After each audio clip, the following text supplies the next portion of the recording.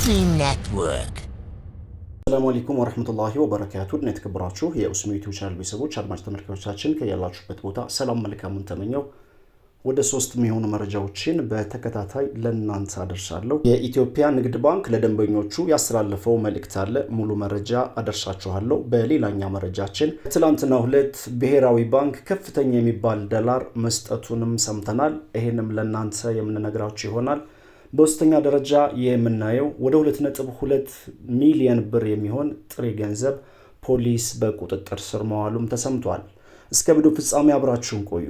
ቪዲዮአችን ላይክ፣ ሼር አድርጉ። ሐሳብ አስተያየታችሁን ኮሜንት ላይ አስቀምጡልን። በቅድሚያም የብሔራዊ ባንክ አሰራርን በመተላለፍ ከባንክ ወጥቶ ለአራጣ ስራ ሊውል የነበረ ከ2.2 ሚሊዮን ብር በላይ መያዙን ፖሊስ አስታውቋል። በትግራይ ሰሜናዊ ምዕራብ ዞን የኢትዮጵያ ንግድ ባንክ እንዳስላት ሼር ዲስትሪክት በጥሬ ብር እጦት እየተፈተነ ይገኛል ይላል የመረጃ ምንጫችን። በከተማዋ የሚገኙ የኤቲኤም ማሽኖች በጥሬ ብር እጥረት ከስራ ውጭ ከሆኑ በርካታ ቀናት ተቆጥረዋል። የዲስትሪክቱ ደንበኞች ገንዘብ ለማውጣት ወደ ባንክ ሲገቡ የሚፈቀድላቸው ብር 2000 የኢትዮጵያ ብር እንደሆነ የትክፋህ ኢትዮጵያ የመቀሌ ቤተሰብ ገልጿል ይላል የመረጃ ምንጫችን። በመቀሌ የሚገኙ የንግድ ባንክ ቅርንጫፎችን ለአንድ ጊዜ የሚፈቅደው የጥሬ ገንዘብ ወጪ ከብር 50 ሺህ ብር ወደ 10 ሺህ ብር ዝቅ ማለቱም ተሰምቷል። የተለያዩ መንገዶች ከባንክ ወጥቶ በግለሰቦች እጅ ከሚገኙ በቢሊዮኖች የሚገመት ብር ከሂሳብ ወደ ሂሳብ አዙረው ካሽ ከመቀበል እስከ 5% ኮሚሽን እንደሚጠየቁ ለቲክፋህ ኢትዮጵያም ተናግረዋል።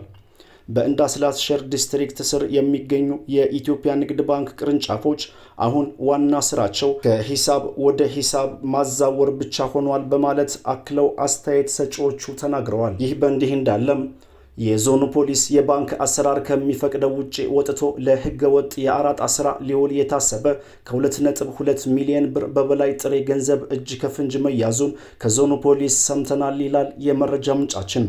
የዞኑ ፖሊስ በሰጠው ቃል ጥር 14 በከተማዋ ቀበሌ 04 ጥሬ ገንዘብ ከባንክ ውጭ ወጪ አድርገው በማከማቸት ከ3% እስከ 5% ኮሚሽን በማስከፈል የአራጣ ስራ ሲያከናውን የተገኘ ግለሰብ ከነ ኤግዚቢትነቱ ወይንም ከነ ገንዘቡ በቁጥጥር ስር መዋሉም ተናግረዋል። በርካታ ጥሬ ገንዘብ ከባንክ ወጥቶ በግለሰቦች እጅ በመከማቸቱ ምክንያት የአካባቢው ህዝብ በቁጠባ ካስቀመጠው በካሽ አውጥቶ ለመጠቀም ተቸግሯል ያለው ፖሊስ ከባንክ አሰራር ውጪ በመንግስትና በህዝብ ገንዘብ በድብቅ የሚነግዱ ግለሰቦችን በማጋለጥ ሁሉም ርብርብ ሊያደርግ ይገባል ሲሉም ጥሪ አቅርበዋል። በእንዲህ እንዳለም ለኢትዮጵያ ንግድ ባንክ ደንበኞች በሙሉ ይላል ንግድ ባንክ።